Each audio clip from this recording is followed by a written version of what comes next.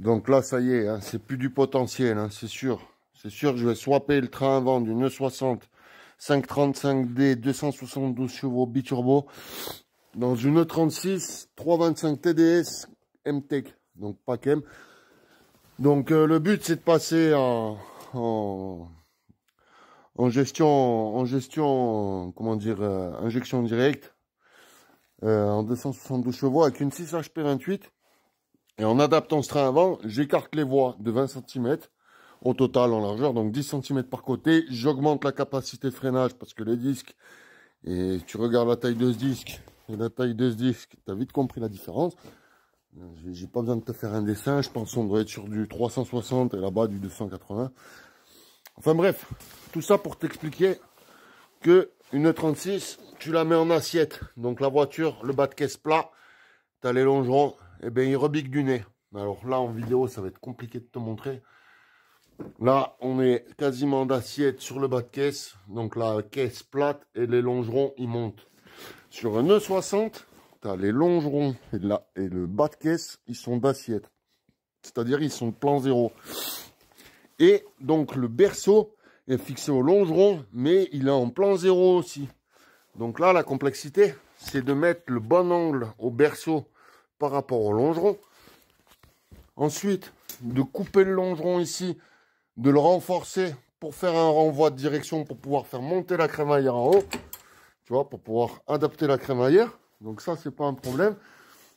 C'était vraiment le truc de réussir à faire tomber, là tu peux les voir, sur les fixations de berceau, l'avancement du moteur dans la caisse. Donc là, maintenant, ça y est.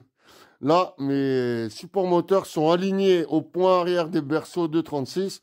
Donc mon moteur, il a avancé correctement dans la caisse. Donc au niveau des supports de boîte, je tomberai juste. Ça, je les connais, j'ai assez galéré, c'est bon, j'ai capté le truc. Donc maintenant, faut que j'arrive à faire une pièce qui chope le devant de mon berceau, une pièce qui chope l'arrière, et réussir à plaquer le cul de mon berceau. Et ensuite, j'aurai par rapport à mon point arrière de berceau, j'aurai le recul de la tête d'amortisseur. Donc ça, c'est la chasse. Et j'aurai aussi le carrossage, l'inclinaison de la roue par rapport à l'avant du véhicule. Donc, plus la roue est inclinée comme ça, comme les Pistard ou les R8 Gordini à l'époque, les trains arrière étaient carrossés à fond. C'est pour quand, lorsque tu es en virage, pour que ta roue soit à plat, en fait. Et ben, sur les BM, c'est pareil.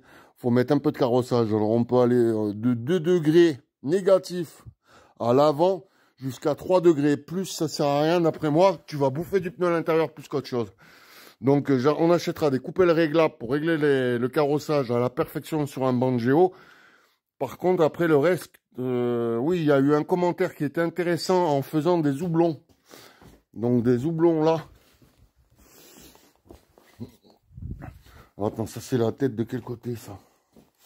Ça, c'est la tête de ce côté, je crois. Ouais. T'en bouges pas, hein. Donc là, tu peux voir que les têtes d'amortisseur, elles se montent. Plug and play. Entre 60, c'est le même écart entre les 3 vis sur les têtes d'amortisseur. Par contre, lorsque je la mets à son endroit d'origine, c'est pour ça que j'ai découpé les têtes.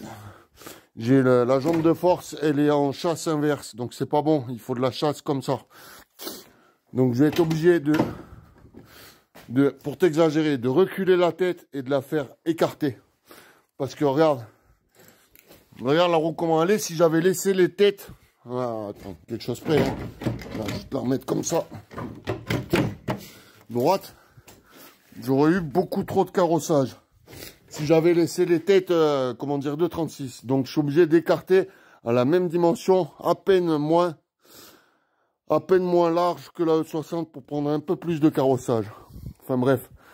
Si t'es pas abonné, abonne-toi. Là, on est en train de swapper le train avant. Le moteur, il va bientôt atterrir dans la bagnole. Et après, on la retourne, on passe au train arrière. Voilà, les gars.